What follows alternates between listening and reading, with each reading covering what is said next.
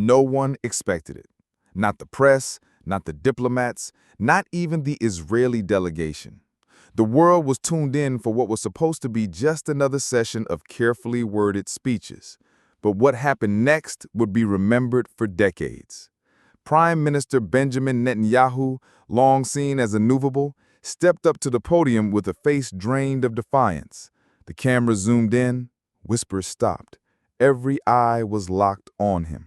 President Ibrahim Traoré of Burkina Faso sat stone-faced, his arms crossed, his presence unshaken. It had been a tense week.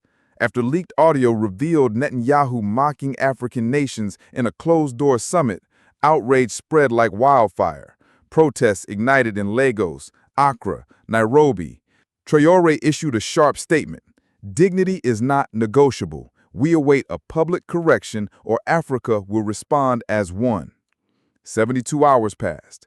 No response, no comment, just silence. Until now.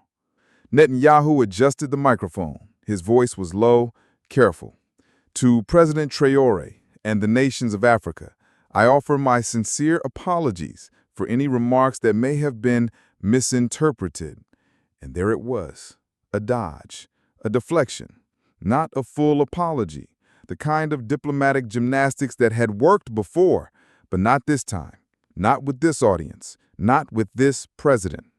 He went on, a string of scripted lines about unity, shared values, past cooperation. Words, but no ownership. He paused, glanced toward Traoré, then, unexpectedly, stepped away from the podium, walked toward him, hand outstretched. Cameras flashed. The room went still. It was the gesture the West had grown used to, the performance of reconciliation. Traoré didn't move. He didn't blink. Then slowly he stood. The entire chamber leaned in. But instead of shaking Netanyahu's hand, Traoré turned calmly, deliberately, and walked out. No sound, no side glance, just a walk, the most powerful one in modern diplomacy. The silence after was louder than any speech. Netanyahu stood frozen, hands suspended, alone. Delegates whispered, journalists scrambled, social media exploded. The clip was viral in under an hour. Traoré walks away was trending globally. In Dakar, students projected the footage on city walls. In Cape Town, protesters marched silently with signs that read, "Respect is not a performance." In Harlem, murals popped up overnight. Traoré in mid-stride, Netanyahu behind him, fading. This wasn't just about Israel. This was about centuries of disregard, about how African dignity had too often been ignored, belittled, or reduced to polite applause. But Traoré didn't play by the old script. He wrote a new one, without a word. Western media scrambled. Some headlines called it a diplomatic misstep. Others tried to frame it as miscommunication. But people saw through it. They saw a leader who refused to pretend, who didn't need to raise his voice to raise his people. Even former diplomats were left speechless.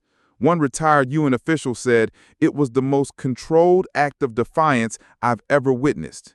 Meanwhile, Netanyahu's team issued no press statement, no correction, nothing, because there was nothing to spin. The image is now iconic. Traoré back turned, walking forward, Netanyahu hand out, frozen in time. And African youth everywhere saw themselves in that walk, and that calm refusal to accept less than respect. This wasn't about anger, it was about principle, about drawing the line and daring the world to notice. And it did. Loudly. So next time a world leader considers tokenism over truth, performance over principle, they'll remember this day. They'll remember Traoré walking away and Netanyahu reaching for a handshake that was never coming. Where are you watching from? Are you in Africa, the diaspora, Europe, Asia, America? Drop your flag in the comments. Let them know you see it too. Like this video if you believe power doesn't beg, it walks tall. Subscribe to Troy Uprising, where African voices aren't softened, they lead. Africa isn't asking anymore. Africa is walking forward.